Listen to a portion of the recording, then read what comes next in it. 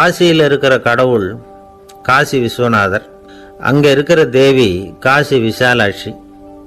இவங்க ரெண்டு பேரும் ஒரு நாள் பேசிக்கிட்டு இருந்தப்போ கடவுள் சொன்னார், இந்த மனிதர்களை நாம் ரொம்பவும் நம்பிக்கையோடு தான் படைச்சிருக்கிறோம், இருந்தாலும் அவங்களுக்கு தான் நம்பிக்கை இல்லை, எதுலேயும் ஒரு உண்மையான நம்பிக்கை இல்லாமல் வாழ்ந்துக்கிட்டு இருக்கிறாங்க அப்படின்னார். என்ன அப்படி சொல்கிறீங்க?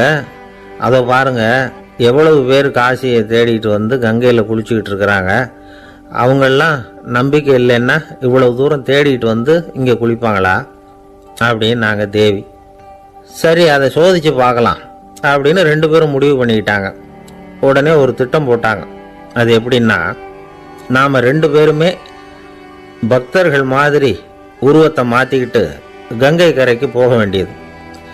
நான் கங்கையில் இறங்கி குளிக்கிறேன், கொஞ்ச நேரத்தில் சுழலில் மாட்டிக்கிட்டது மாதிரி நடிக்கிறேன். நீ உடனே கரையிலிருந்து சத்தம் போடும், என்னோட வீட்டுக்காரரை யாராவது காப்பாற்றுங்களேன்னு சத்தம் போடும். அதோட இன்னொன்று சொல்லு, யாராவது ஒரு புண்ணிய ஆத்மா அவர்கிட்ட போய் அவருடைய முடியை பிடிச்சி இழுக்கணும். அப்படி ஒரு சாபம் இருக்குது எங்களுக்கு. புண்ணிய ஆத்மா, அதாவது எந்த பாவமும் செய்யாத இல்லாத ஒருத்தர் தான் அவரை காப்பாற்ற முடியும். அப்படிப்பட்டவங்க யாராவது வெள்ளத்தில் குதிச்சு என்னுடைய கணவரை காப்பாற்றுங்கோ அப்படின்னு நீ சத்தம் போடு, கூச்சல் போடு, என்ன நடக்குதுன்னு பார்க்கலாம் அப்படின்னார் கடவுள்.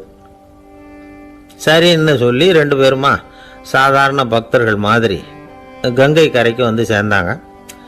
அவர் இறங்கி குளித்தார். திட்டம் போட்டது மாதிரியே சுழலில் மாட்டிக்கிட்டது மாதிரி கத்துனார்.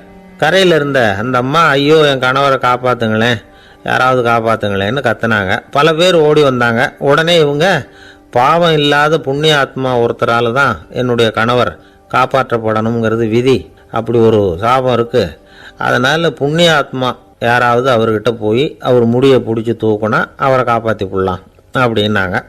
இவங்க இப்படி சொன்னதும் எல்லாரும் திகைச்சு போய் நின்றுட்டாங்க. ஒவ்வொருத்தருக்கும் அவங்க செஞ்ச பாவம்லாம் ஒவ்வொன்றா ஞாபகத்துக்கு வர ஆரம்பிச்சுட்டுது.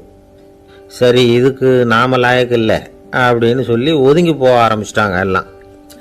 இந்த சமயத்தில் யாரோ ஒருத்தர் வேகமாக ஓடி வந்தார், ஆற்றுல குதிச்சார். அவர்கிட்ட போனார், முடியை பிடிச்சார், தூக்குனார், அவரை காப்பாற்றி கரைக்கு கொண்டுட்டு வந்துட்டார். அப்படி காப்பாற்றின அந்த ஆளை இவங்க ரெண்டு பேரும் தனியாக கூப்பிட்டுக்கிட்டு ஒரு மண்டபத்துக்கு வந்துட்டாங்க. வந்து விசாரிக்கிறாங்க. நீ யாரப்பா அப்படின்னு கேட்குறாங்க. ஏதும் தெரியாத மாதிரி. நான் இந்த ஊர் அன்ன சத்திரத்தில் வேலை செய்கிற ஒரு சமையல்காரன் அப்படிங்கிறார். நீ கங்கையில் குளிக்கிறது உண்டான்னு கேட்டிருக்காங்க. நான் இந்த ஊர்லேயே தான் இருக்கிறேன், இருந்தாலும் தினமும் கங்கையில் குளிக்கிறது இல்லை, எப்பாவது ஒரு நாள் அங்கே குளிப்பேன்.